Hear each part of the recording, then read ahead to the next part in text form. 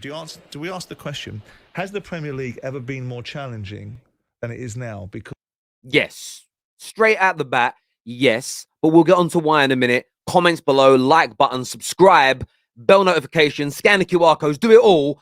I ain't happy with. I'm honest to God, I'm not even playing up for the cameras. This has legitimately triggered me. Because when Ferguson and Wenger win their pomp, so we're talking from 1992 through to about, say, 2013. We put both their pomps together. So 20 years he's talking about here. who was really, really, really pushing them economically? Is that really a question? Blackburn Rovers, Newcastle United. Then you had Chelsea in the Roman era, and then Manchester City were pushing both those clubs. Both those clubs. Where has this come from? Where is this notion there was nobody with money and there was no competitiveness in the Premier League before 2016? What is this nonsense? This is lies. Lies. And football-wise. And nobody was pushing Man United and Arsenal football-wise. So we're saying that Jose Mourinho didn't exist. We're saying City's Mancini and Pellegrini teams didn't exist. We're saying that Blackburn Rovers and Kenny Dalglish didn't exist. We're saying in the Premier League era that the brilliant Leeds teams, the brilliant Newcastle teams, the umpteen Liverpool teams, they didn't exist. The top four was not a real concept before the top six became a thing. What is this? Am I on drugs? What has happened to me? Is my mum going to slap me in the face in a minute and say, Terry, at school, you've been dreaming for the past 20 odd years.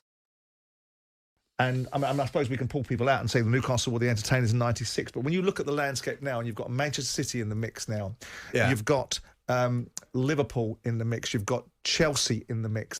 Chelsea and Liverpool were in the mix back then. Most seasons in the 90s, they were seen as one of the favourites to win it. Most seasons in the mid to late 90s, they were seen as a team that could win it, especially under Rafa Benitez. Chelsea have been relevant, not just, they were in the Champions League before Roman came in.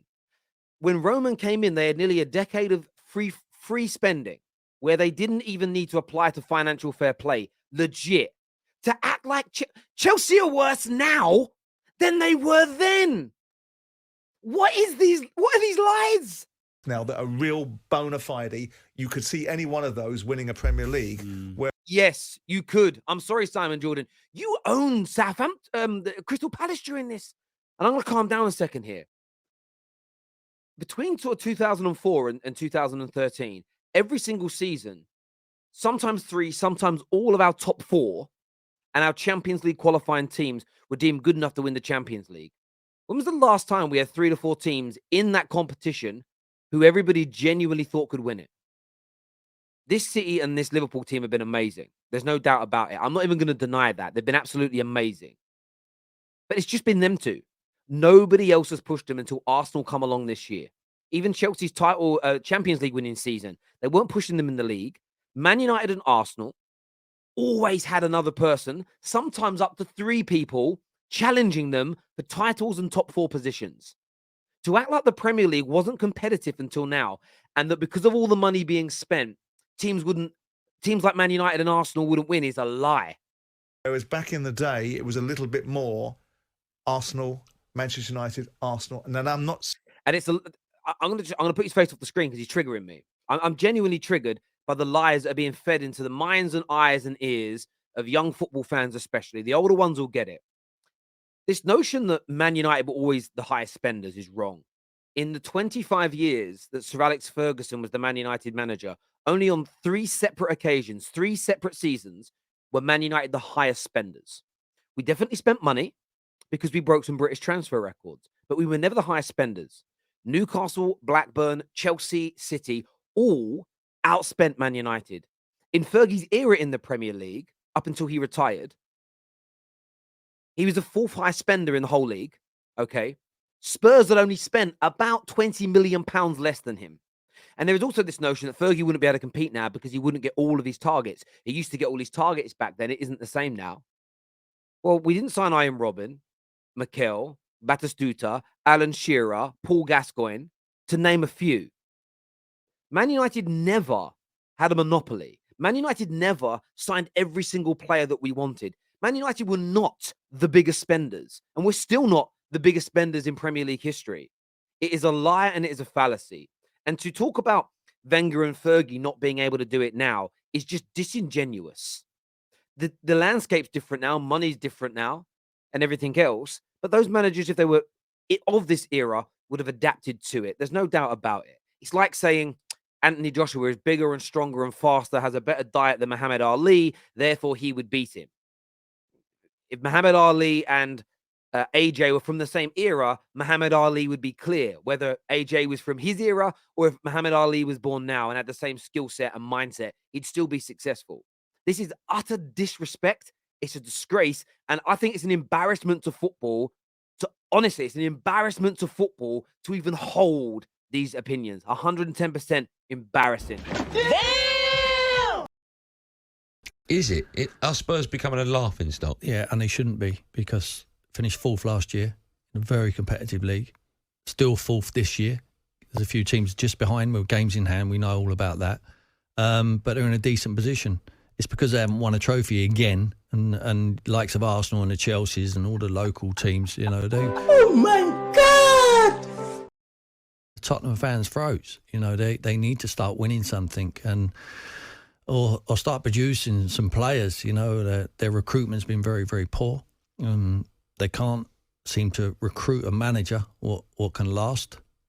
Tim Sherwood is bang on about Spurs, and I love. And this is the guy that's got a lot of Tottenham in him. He's a Tottenham person. I know he's Premier League winner with Blackburn, but he's a Tottenham man.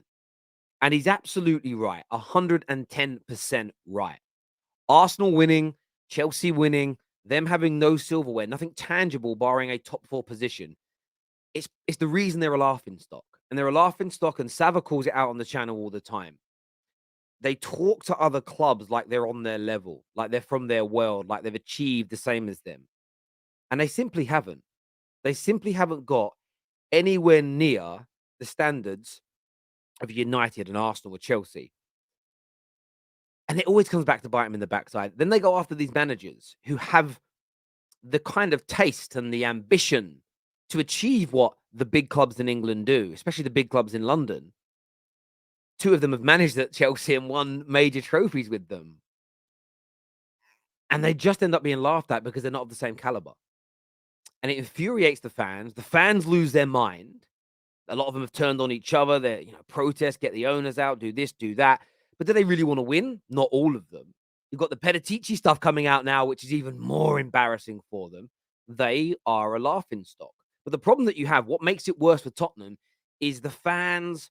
There's loads of fans that watch the Terrace, and there's loads of Spurs fans watching now who they don't like hearing it, but like, no, Terry's right. We give it the big and too much. We're happy to be bridesmaids. We just want pretty football. We're not that worried about being champions. But they're the same guys that give it the big and like they're going to win. You've got these other fans out there, Jerome that comes, one of our members, Jerome and Orchie, these guys, they don't give it the big one. They back their team when they have to back their team and love their club, but they know where they are, but they're the ones that are actually demanding trophies. They're the ones who are demanding further success, and they want that so they can chat to their rivals. They get just as infuriated with the Spurs fans who care not about winning, but laugh at other clubs for maybe failing to win in one particular season, but of whom in the last 20 years have eclipsed their club's entire history. It is a madness. And it's a good thing to see Sherwood calling it out, but you need more Spurs fans talking, more Spurs fans pushing back against a lot of the nonsenses that are going on. You absolutely 110% need it. But viewers, tonight, I want your views. I want your opinions. Scan the QR codes, smash the like and share button, and we'll see you all again very, very soon. Thank you.